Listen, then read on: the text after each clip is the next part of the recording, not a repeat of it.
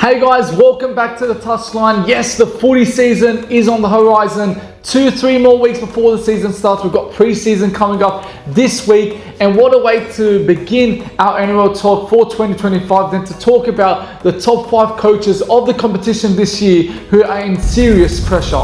Before we get into the video, make sure you leave a like, comment down below on who you think is the most pressured coach in 2025, and most importantly, subscribe so you don't miss a video here on this channel.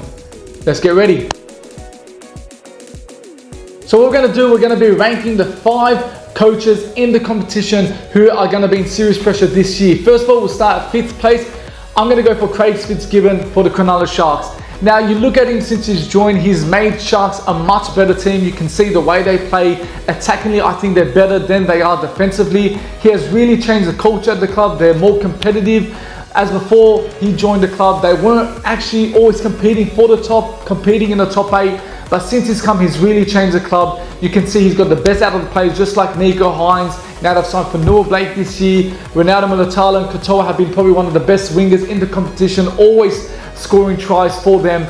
But this is a big year for them. We can see when he joined the club, he was always making semi-finals, and that's the furthest he could reach. Last year, he did make the preliminary final, and he almost did beat the Penrith Panthers. It was a great performance. 70 minutes in, they were in the contest, but they fell short because, of course, Panthers, they're just too good and too dominant. But this year, we need to see a different Sharks. They have to make the grand final this year. There's no excuses if they don't go past the semi-finals. If they go below that, then unfortunately, it is a failure of the season for Sharks, because the squad they have for Noah Blake, like I've just mentioned, they've just signed him. They've got a good halfback in Nico Hines. They've got 2 great wingers, Kennedy as a fullback. You've got Ko Iro and Jesse Raymond as one of the best centers in the game. So they've got a squad there. They just need to be consistent. Don't crack under pressure. Nico Hines needs a big season as well, because he has been in immense pressure last year, the year before that, failing in Origin, not being confident enough to guide his team further into the finals. And I would put him higher, but I just feel Sharks, there's not a lot of coaches out there that could potentially join Sharks if they were to sack him.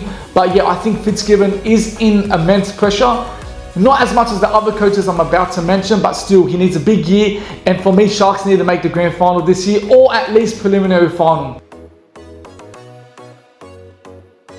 The 5th coach is out of the way now. The 4th coach that I think is in pressure in 2025 will have to be Shane Flanagan from the Dragons. Now, we can see what he's capable of doing. We can see he's won a premiership with the Cronulla Sharks. He had such a great squad that year. Joining the Dragons, there's always going to be pressure when you're coaching the Dragons. Such a big team. They've won premierships over the years.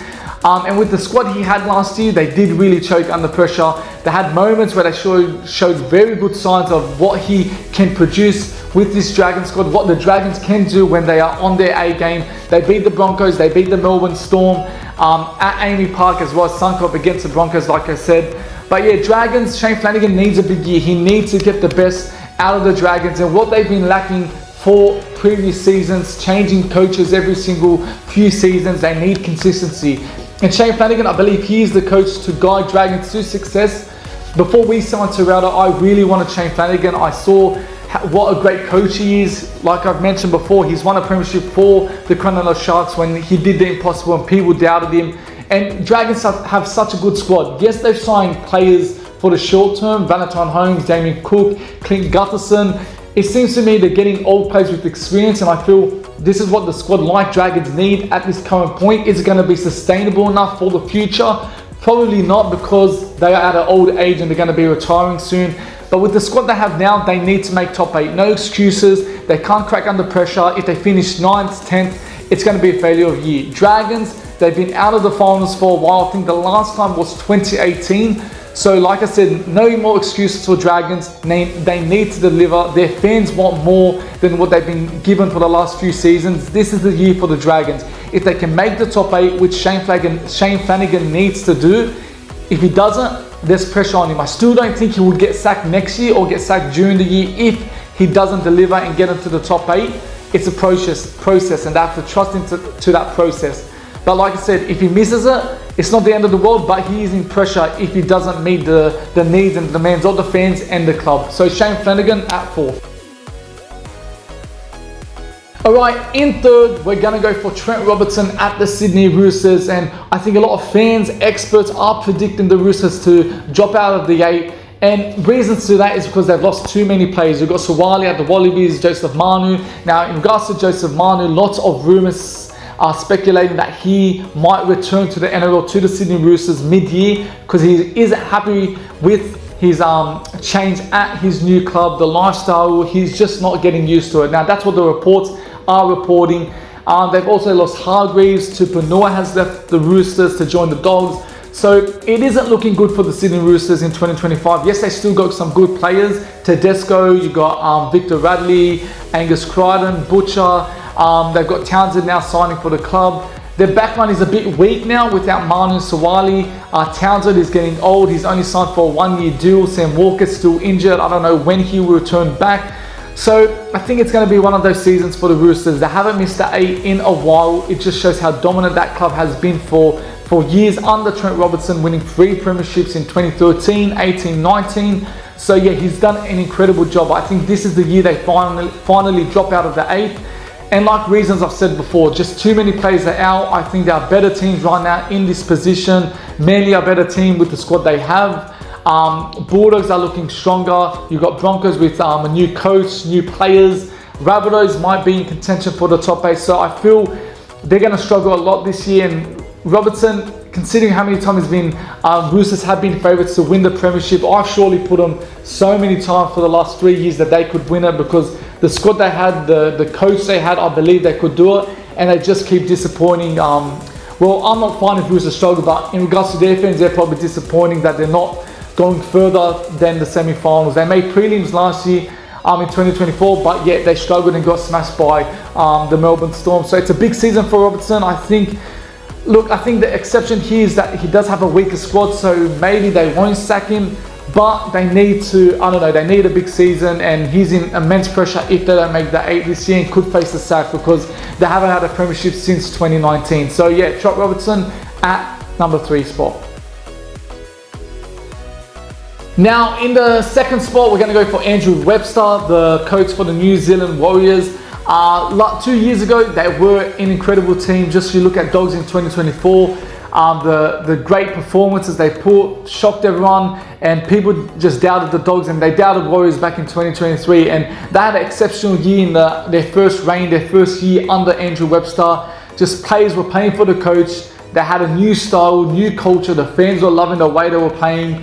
Then the quote about up the walls, it was just such a trending club in 2023, one of the best in that year. People questioned the preliminary final, they were robbed from that forward pass from Reece Walsh, so that did affect their chances of going to the grand final. So yeah, Andrew Webster is a very good coach. He's come from Penrith, just like Serrata did. They've learnt a lot from Ivan Cleary, one of the greatest coaches in the game to win a 4P. So when you're coming from a coach like Ivan Cleary, you're going to expect a lot. You're going to show the signs that you learned from Penrith Panthers, and it's quite evident from Serrata and Webster that Ivan Cleary loves defensive plays, and he loves making sure his team is defensively strong. And in 2023, Warriors showed that exactly. 2024, Bulldogs showed that. So they have really learned a lot from Serrata. But Webster, 2024 was a very disappointing year.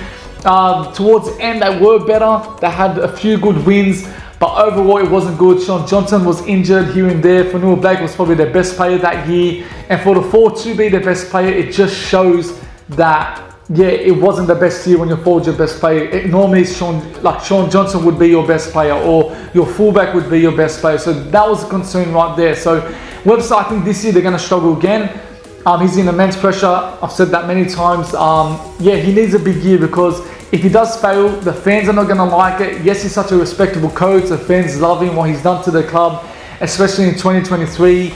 They're gonna respect him. They want to give him more chances. But I think Warriors are successful, then want to be at least finished below the 8, like 10th, 9th, 11th. Anywhere below that, I think it's a failure. The Warriors will be expecting more from Webster. He needs to make sure his team is structured well. They return back to the way they were playing in 2023. Yes, they've lost Sean Johnson. Fonua Blake has left, but they've also gained Fisher Harris. So he's someone that can help them. There's the leadership once again. He's won 4 premierships in a row, so that's something they're gaining. he can help the team, maybe push them towards the top 8 when you have that sort of leader.